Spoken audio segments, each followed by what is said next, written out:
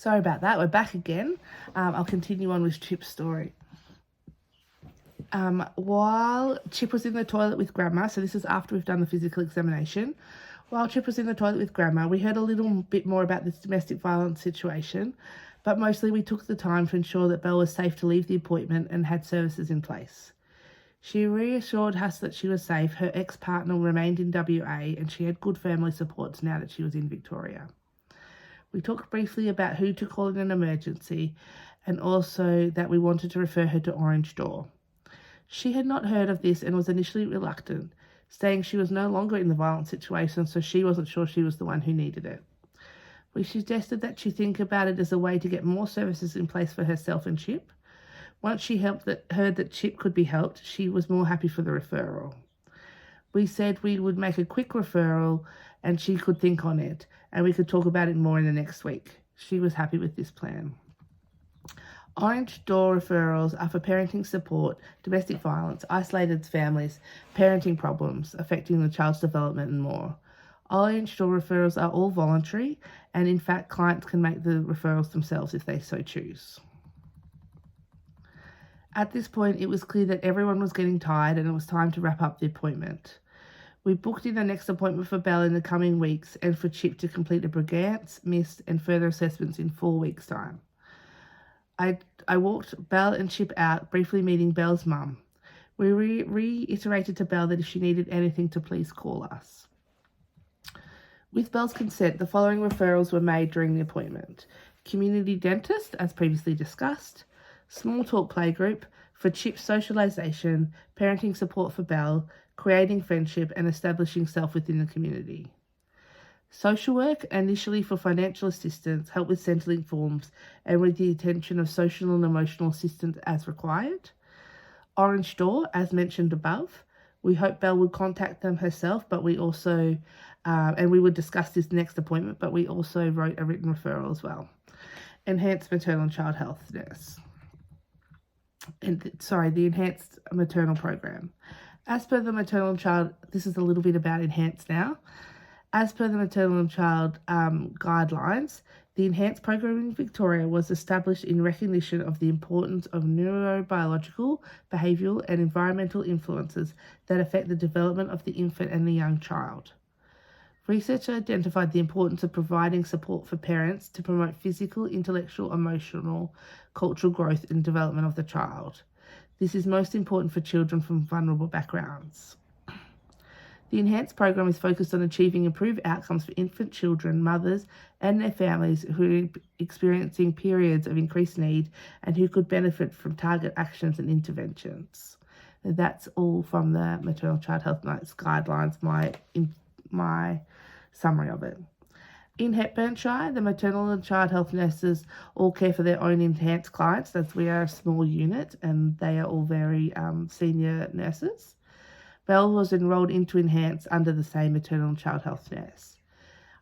There are a number of reasons and goals that were discussed for this, primarily for Chip to improve the healthcare and health education that was denied to him in Western Australia. For Chip to ensure care was given to manage trauma associated with witnessing domestic violence and potentially being exposed to the violence himself. For Belle to establish a positive relationship with parenting, to provide health education that she missed in Western Australia, to assist Belle with her current mental health and trauma related to being in a domestic violent relationship, and assist Belle and Chip to establish themselves within the community and monitor for progress as they settle. I believe some shires would keep Belle in the universal service, allowing the nurse to manage their referrals and so forth. But we are blessed in the Hepburn Shire to have the capacity to take on these enhanced clients and provide best possible care. Plus, with Chip coming up to his 3rd birthday and therefore being with limited CAS visits remaining, I wonder how the funding would work for these visits and if he were to remain in universal service. I am interested to know what you think about him being enrolled in Enhanced. After the appointment, once Belle and Chip left, we completed the notes in both Chip's CAS appointment and also in Belle's maternal notes. We completed the referrals and emails as required. We also debriefed with each other about the case, going over it to make sure we had not missed anything and that we had done all the referrals we needed to, putting in some notes for what we needed to focus on at the next appointments. Personal reflection. This was an interesting case for me, as we had no idea what the story was before Belle came in. I learnt so much. It taught me to be a good maternal child health nurse. We must be ready for whatever comes in the door, and also pivot accordingly. It showed me that no matter what the story was, remembering to do the basics is important, and not getting carried away with the gossip, but rather treating the client rather than the story. Working with Belle showed me how working conjunction with clients to create goals and determine what they need from the service provides the best possible outcomes. It was a good reminder that we never actually know what any client will bring to an appointment, and that's why it's important for maternal child health nurse to be flexible, to be aware of the community services around them and ready for anything. I was keen to know how the story continued, and so organised to be with the maternal child health nurse when Belle returned in the following week. I'm just going to have a sip of water. I know this assessment was initially designed to be around one client and one story, but I felt this case was not complete. In fact, the appointment felt not complete without continuing onto this second appointment, and so I continue. Belle attended the Enhanced Clinic a week after the initial assessment. On arrival, Belle seemed happy to be here, but also nervous and a little bit reluctant. My facilitator ensured enough time for this appointment, so we took our time and made her comfortable, sitting on the couches instead of behind the desk. As there was no children present, I even managed to make her a cup of tea. I realised this is something that would not be normal practice, but we felt it went a long way to make her feel comfortable. By making it a relaxed and welcoming environment, we were telling Belle she was welcome, safe and respected here. We felt this was important considering her history. I started the conversation up by talking about Chip. I find if conversations are hard or parents are nervous, they're always keen to talk about their children to someone who is willing to listen, so I found it a good icebreaker. However, after that, we went on to Marin. I asked if I could, once she seemed comfortable, we asked if we could ask her some questions regarding her previous domestic situation.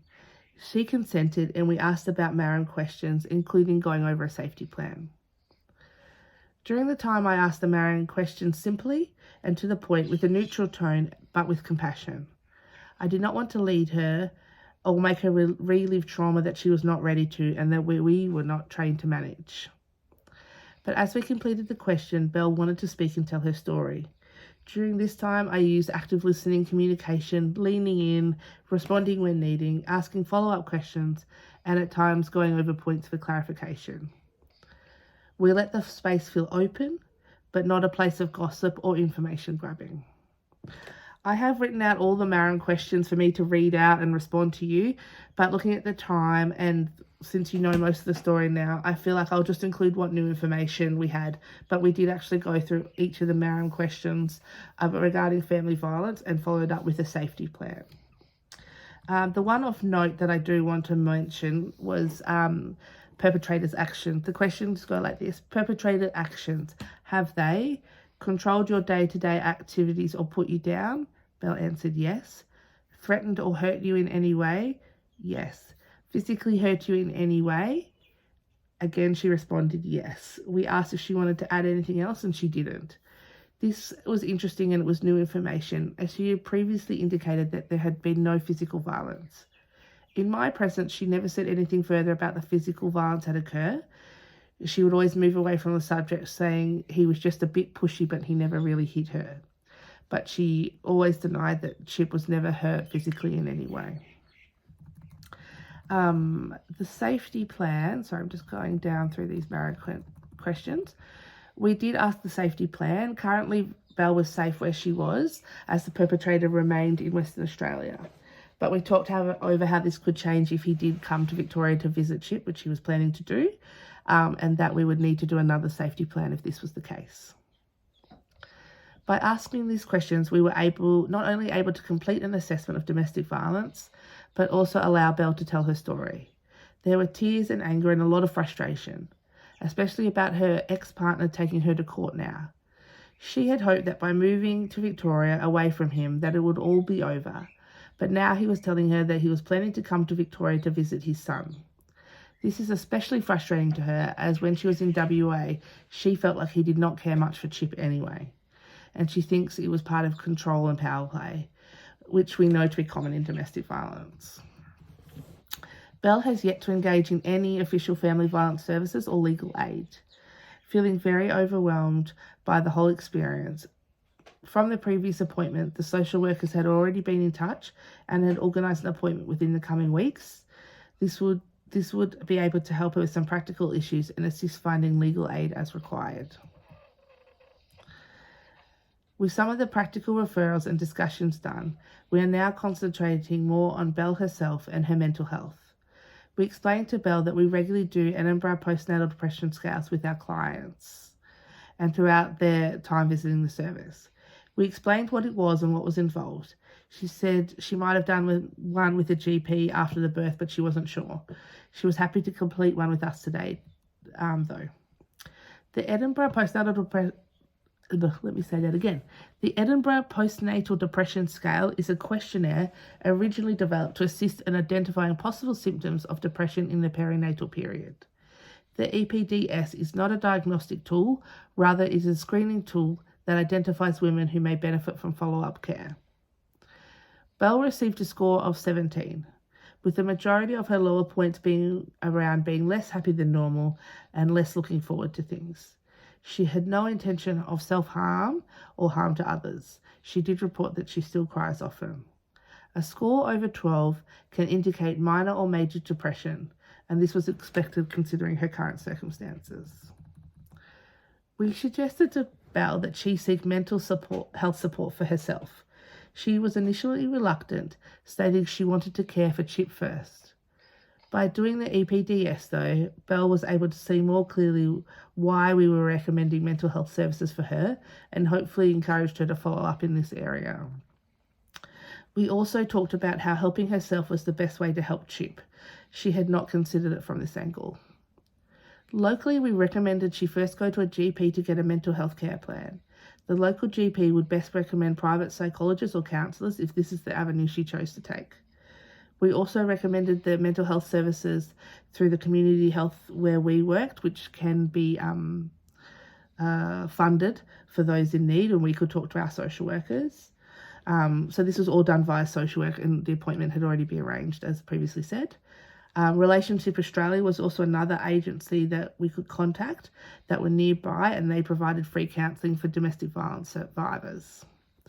We also talked about Panda, Beyond Blue and Lifeline as other emergency services that she could utilise via phone, and we put all these numbers in the green book in a place that she could access. From talking about her own mental health, we then asked her how Chip was going. She said he still had episodes of waking screaming and repeating phrases that his father had told him. During the day, he doesn't talk about it at all, but Belle had noticed recently that he had periods of being just blanked out or far away, like he was daydreaming. When she had asked him during these times what he'd been thinking about, he just snapped back and then continued playing. Belle is very concerned about Chase's mental health and wants to help. We talked about the basics first, being there for him, providing him a new circle of security that he can rely on, building his social skills and fun, joining the library and play group, and just giving him time. Then we went to talk on about the next level of help in terms of therapy. Play child therapy is encouraged for children who have experienced trauma. Belle has investigated play therapy, but hasn't had a lot of time or energy to look into it and is worried about the finances. We recommended if she wanted to go down this avenue to make an appointment with the GP and get Chip a mental health care plan also. A GP would also be able to recommend private counsellors or play therapists in the area. In our area, we also recommended that we refer to Van Gogh Therapy via RISK, which is our family violence organisation closest by. Van Gogh is a creative, innovative model of child-centred therapeutic services dedicated to children who have experienced family violence. Essential aspects of the Van Gogh is a flexible and responsive service that adapts to the needs of highly traumatised children, rather than expecting the family to fit into a rigid, inflexible centre-based service model. We've had really good outcomes with other children who have gone to Van Gogh, and we were able to share this with Belle, which was helpful. Concluding the appointment. This appointment had been a big one for Belle, and it was now time to wrap it up. There was a lot for her to get her head around, already so much for do, and we did not want her to feel any more overwhelmed than she already would be. Towards the end, I asked her if she wanted me to write down anything we had chatted about, and she looked relieved, saying, "Yes, please." She mentioned that she had been forgetful since coming here, which is common when feeling emotionally overwhelmed. So I write down a list of our suggested contacts and referrals, as well as a list for her to follow up on. I did this in conjunction with her. We wrote it together and kept it inside the green book. The maternal child health nurse made a time to call her in 2 weeks to check in on how she was going and follow up on any of these things. And shortly after that time, she would be back with Chip for his follow-up anyway. We reiterated that she could call us at any time if she needed further assistance. I walked Belle out, thanking her for her honesty and wishing her the best to move forward after this trauma in her life. With Belle's consent, the following referrals were made during this appointment: to the general practitioner for a mental health care plan for both Chip and Belle. We had written down some local GPs because she didn't have one in the area yet for her to be in contact with. Orange Door referral had already been made, and we reiterated to Belle that she could call them again herself. The Van Gogh program via RISC for Chip's mental wellbeing, Relationship Australia for funded counselling for domestic violence survivors, which we gave Belle the contact for, and talk about which method of counselling she decided to go with at the next appointment. I'm just going to have another little sip of water, sorry. Just a little bit of follow-up of what happened after these appointments. After the appointments, Chip and Belle actually joined my Small Talk playgroup when I was working as the Small Talk facilitator. This actually allowed for a beautiful transition of care. I was able to work on areas I knew were important to Belle and Chip from these initial appointments, yet she never had to repeat the story to me in the playgroup area. Belle's main goal for joining playgroup was socialisation for Chip, and for me it was to create a community of support around Belle. Belle did make good friends in the group. We were lucky that there was 3 boys of similar age who frequented the playgroup, and together the 4 families made their own little parent support group, talking about common issues with the age, enrolment in kinder and so forth. There was also another single mum in the group, so it was really beautiful to see. Chip also did extremely well. He was always a busy child. Initially at playgroup, he would just go from one activity to another, so excited about the freedom of toys and the joy of playgroup. We would often have trouble getting him to concentrate for story and music time, but again, we normalised this for his age. But after many months of getting comfortable in the space, he was able to calm and sit for the activities. It was beautiful to see their transition. I did not see them again as a maternal child health nurse student, but maintained my professional relationship through playgroup instead. In terms of the relationship, from the original court case, Chip's father was granted daily video calls with Chip. This was extremely difficult for Belle, as she felt she could not go anywhere when these phone calls were, as she did not want him to know anything else about her life. The perpetrator did in fact come to Victoria on 2 occasions that I know of. Both times he stayed at the nearby hotel and had day visits with Chip. This was very hard for Belle, as she could see the regression in Chip afterwards. All the time Chip was with his dad, Belle felt that he was being coached by him, or at least subject to hearing not great things from him about Belle and the family. Lastly, on the follow-up, I'm deeply saddened to say most recently of all, Belle and Chip were court-ordered back to Western Australia to attend family court. I find this just heartbreaking. All the work Belle did to leave Western Australia to secure safety for her and her son, and to establish herself in a new community. Her mother travelled back to Western Australia with her initially, but was not able to stay long term. I do say on the good part, this time Belle goes back armed with the knowledge of services around her. She was put in touch with family violence services in Western Australia, legal assistance and mental health support in Western Australia. which, by the way, she did access most of those services when she was in Victoria. She did really well. She came a long way. Both parents had to undergo forensic psychologist report. Chip commenced childcare when he was in Western Australia to keep socialisation up, which was part of the court order. Chip had to see his father 3 days a fortnight, but was not entitled to any sleepovers. At the time, Family Consult reported in Belle's favour. Belle had ensured good security at the house she was staying in. She felt safe but wary. Verbal abuse from her ex-partner had restarted, with him making mention that one day someone would simply find her body in the park. As we stand now, we are waiting to hear the outcome of the court. They have been back in Western Australia for many months. Belle believes she'll be able to return to Victoria soon, and I do hope so, for her and for Chip's safety, health and well-being. The maternal and child health nurse... Oh, my baby's just crying again. Hold on a second. The maternal and child health nurse remains in contact with Belle via by the phone, as she believes the continuity of care is important, and she also assisted the social worker to ensure Belle had supports in place in WA. Just quickly, on reflection, the end of this case I found heartbreaking. It really upset me when I found out that they had to return to Western Australia. It felt like there was a real hole in the legal system, putting a mother and child back at risk to determine the best course of action. I was so angry and frustrated and deeply saddened when I found out they were forced to move back to WA. It initially scared me how upset I was, with the realisation of how much I personally brought back from my small talk and maternal and child health nurse clients. I used clinical supervision to talk through this case and feel okay about it now, at least managing my feelings. But I do honestly remain worried for them and hope eventually they will be free from this abuse. Thank you for taking the time to listen to my presentation. If you have any questions or comments, it would be very happy to receive them by video or email or anything like that. It's been really nice going over this case. I enjoyed doing it and completing the presentation. And I look forward to your feedback. Thanks very much. Go get that baby.